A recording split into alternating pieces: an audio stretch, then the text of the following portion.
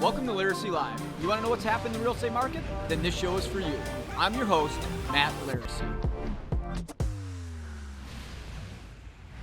Today, we do not have a guest because we are doing a special edition of our predictions for 2021. And it is currently, it's New Year's Eve. It's the day before, this is the last day of 2020. Goodbye 2020, everybody hated it. Probably one of the worst years for most people.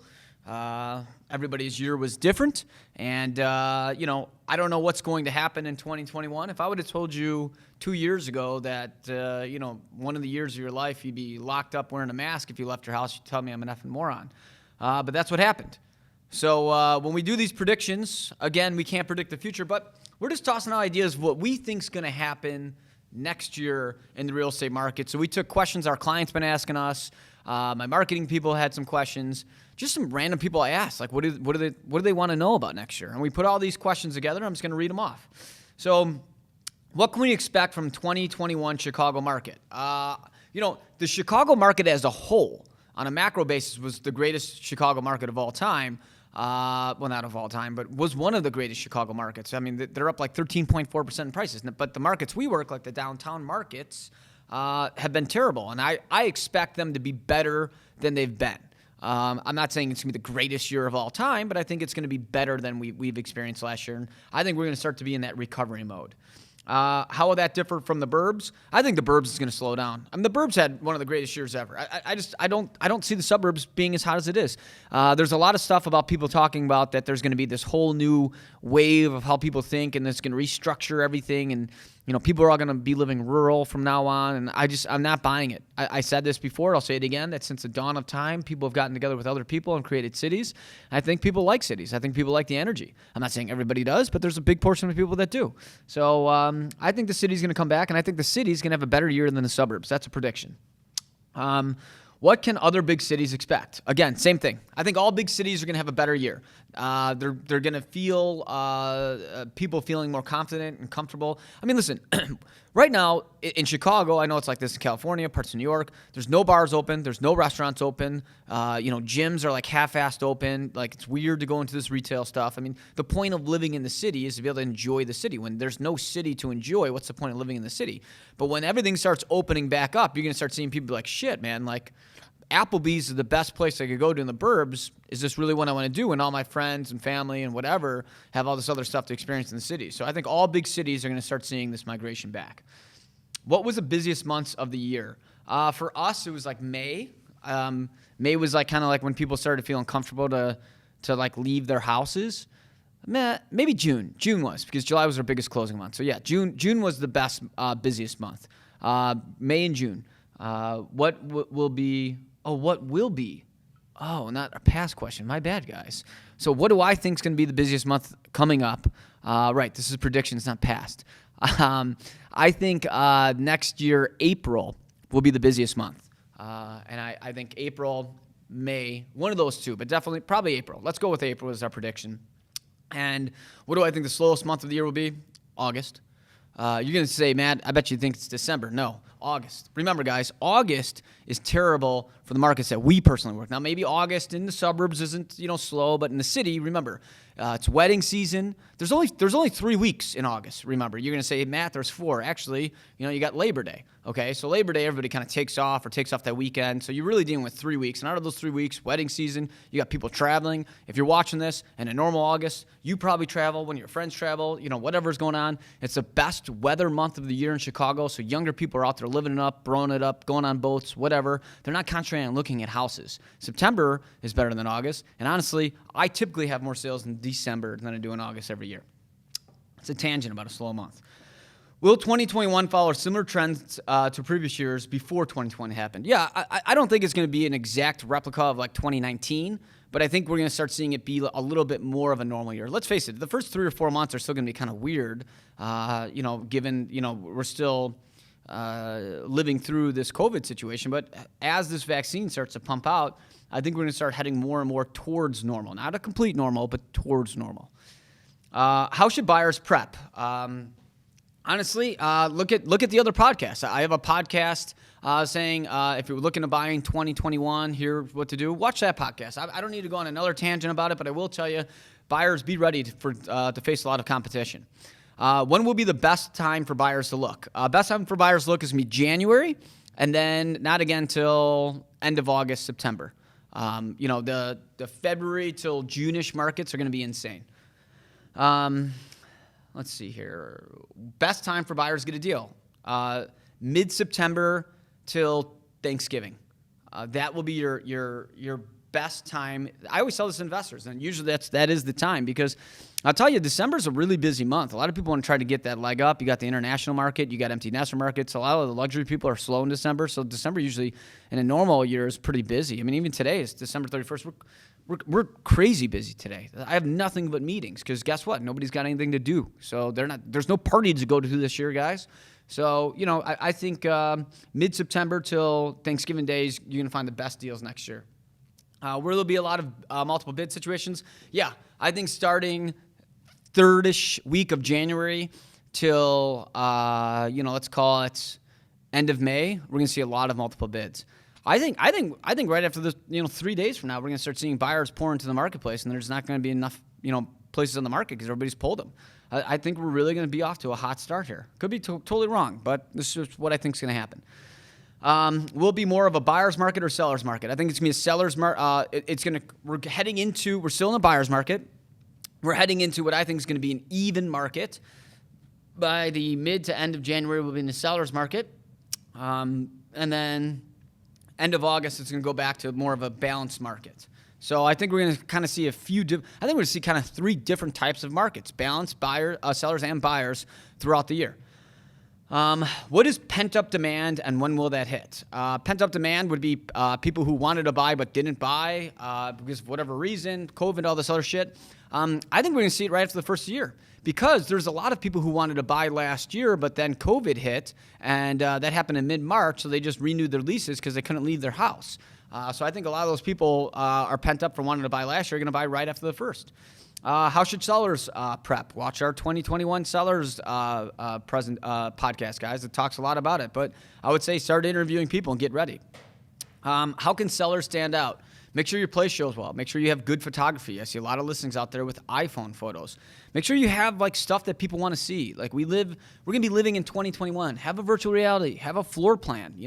Get your guy to spend the extra cash. People ask me in my market all the time, can I have a floor plan? It's asked of me all the time. Guess what? I only see maybe 10% of properties have a floor plan. It's like a $30 cost. Maybe for a lot of people it's like $100, but still, it's worth the investment. How do you think the high-rise market will perform? I think it's going to be better. I don't think it's going to be gangbusters. I don't think we're going to have a banner year, best year ever for high-rises, but I do think people are going to feel more confident in it. I think people know the market's kind of a little bit sluggish there, and I think people are going to try to take advantage of it, and I think people are going to start liking to live in high-rises again. What areas will come back the most?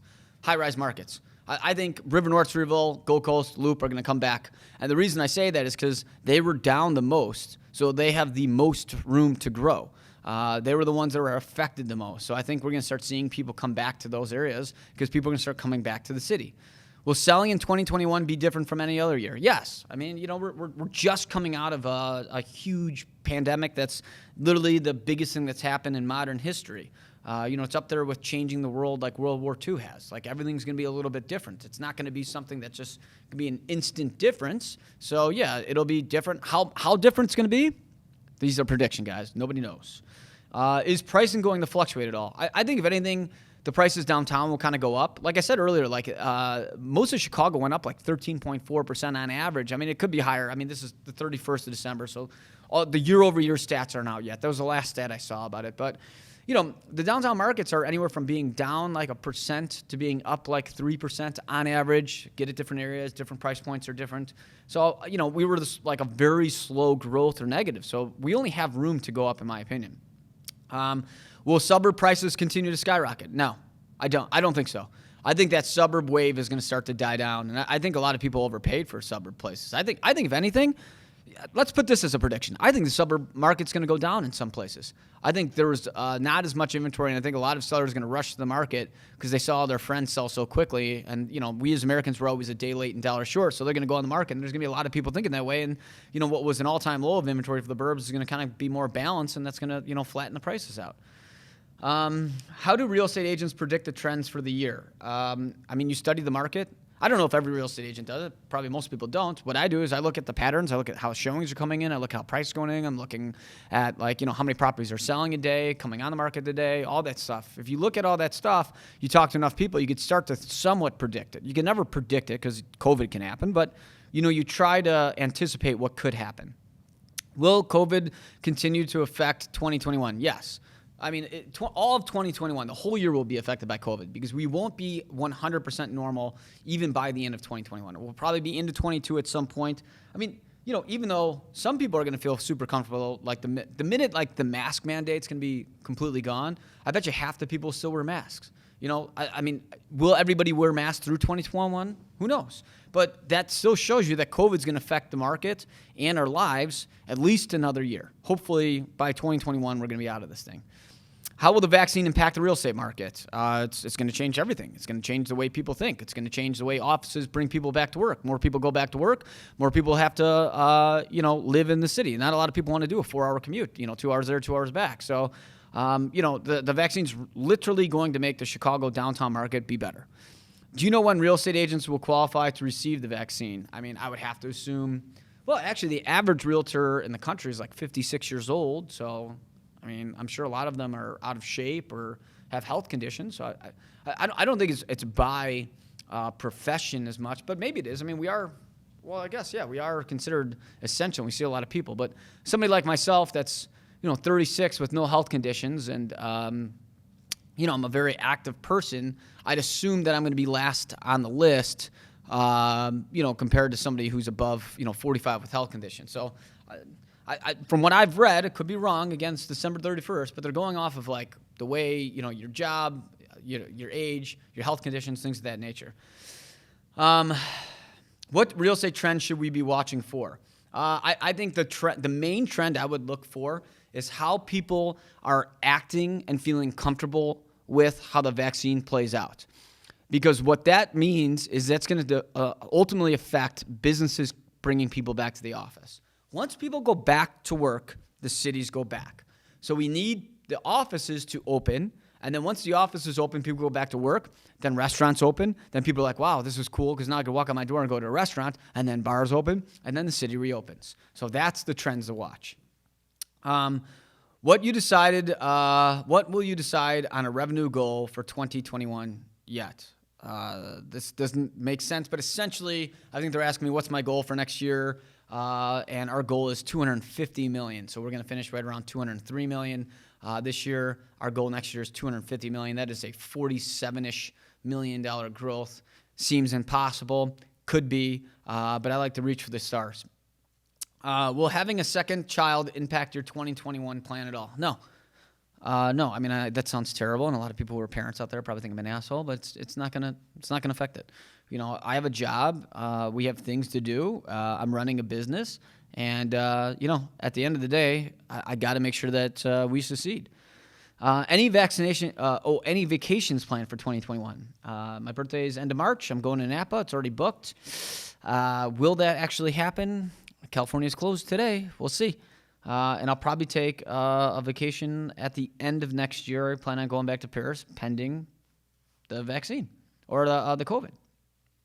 Will people continue to think differently with where they live and not care about being close to work? I think I keep reading a lot of articles that this whole restructuring thing, like I mentioned earlier, I think the minute offices open back up, this whole BS Kool-Aid that they're trying to serve you is going to be completely different.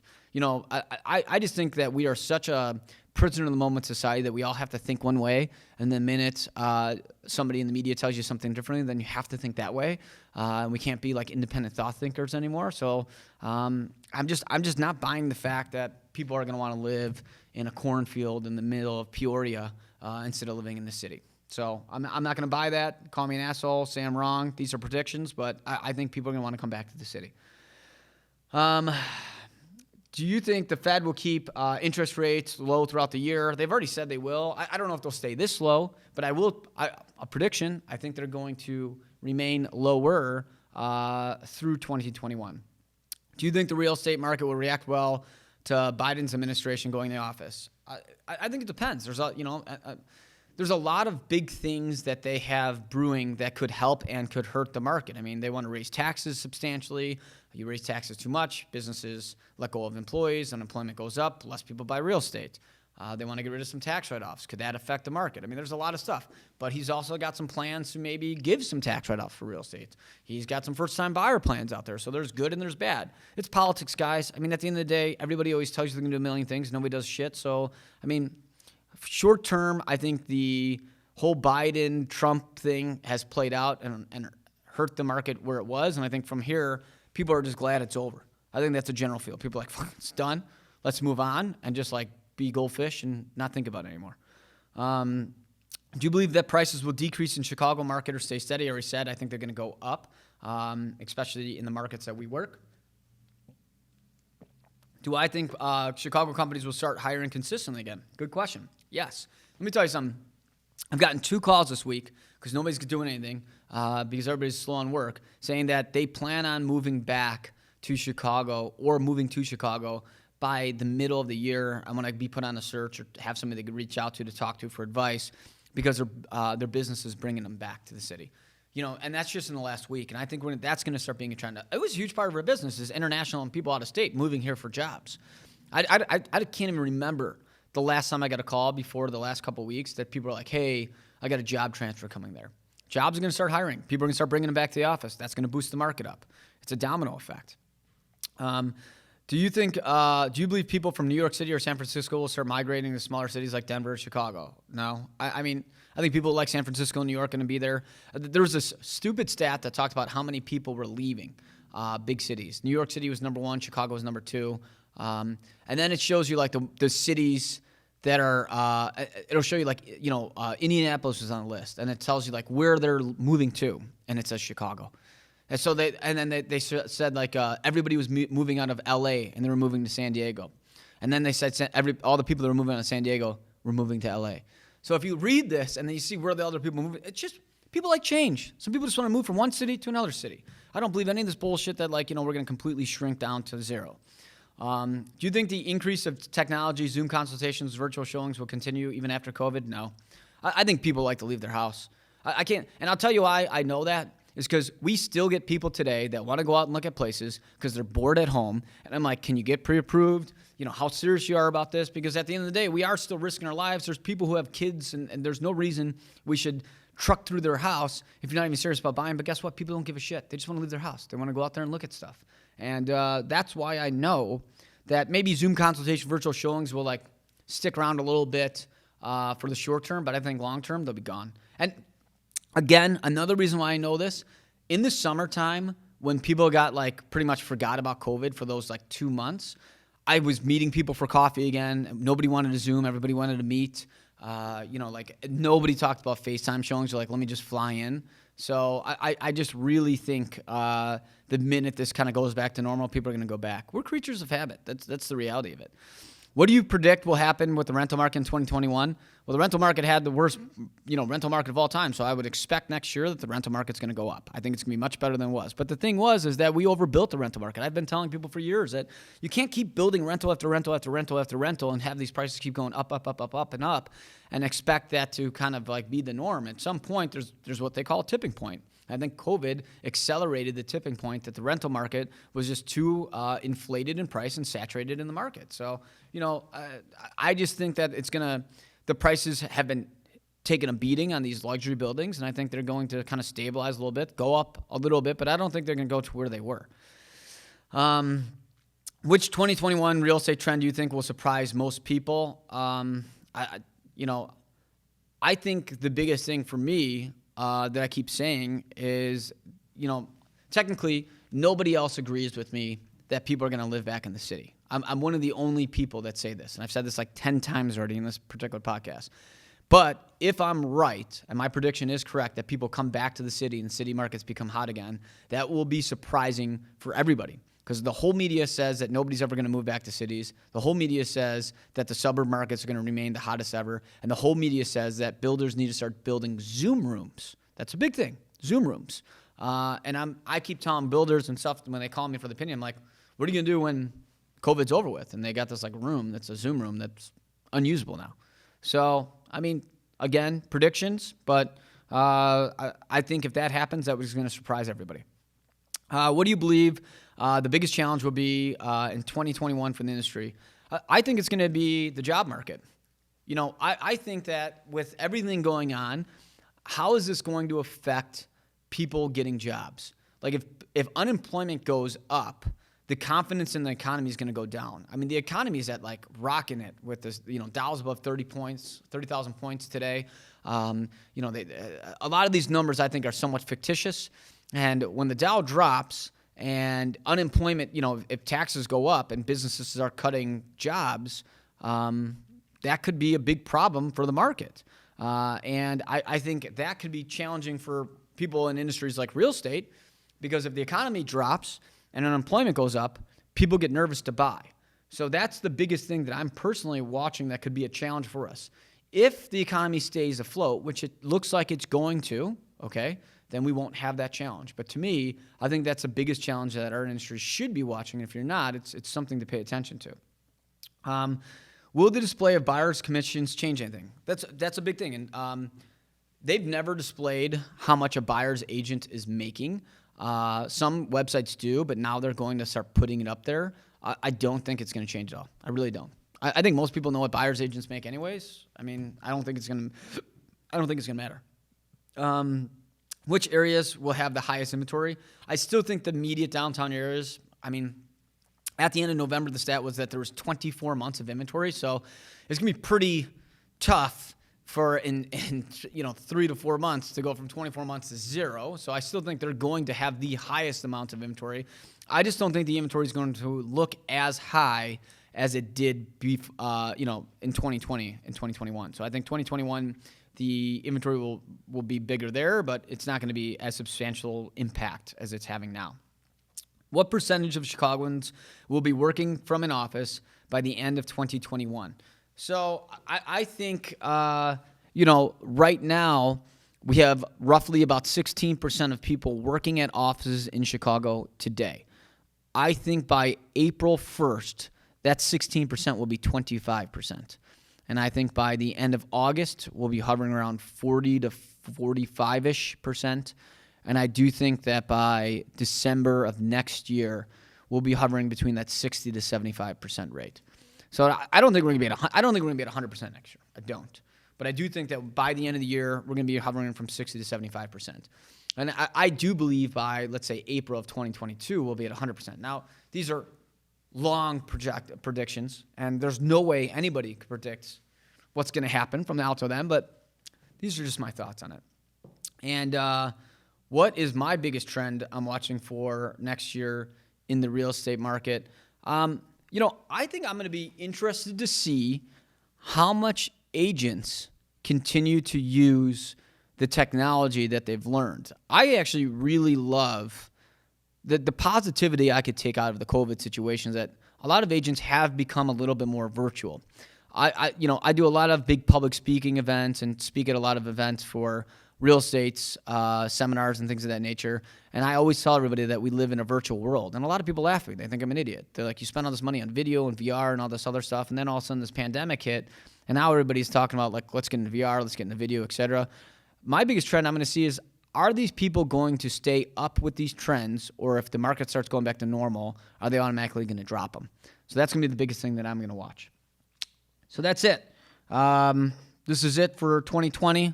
By the time this is released, you'll be watching this. You will officially be in the future of 2021. Make sure to, I want to plug MattLaricygroup.com. Stay tuned because we have a big announcement of a big change for our group. But tune into our next episode, subscribe to our podcast to pay attention to that. And thanks for listening to the Matt Laricy Project. Make sure to tune into our next episode and subscribe to our podcast. Thanks for listening to Laricy Live.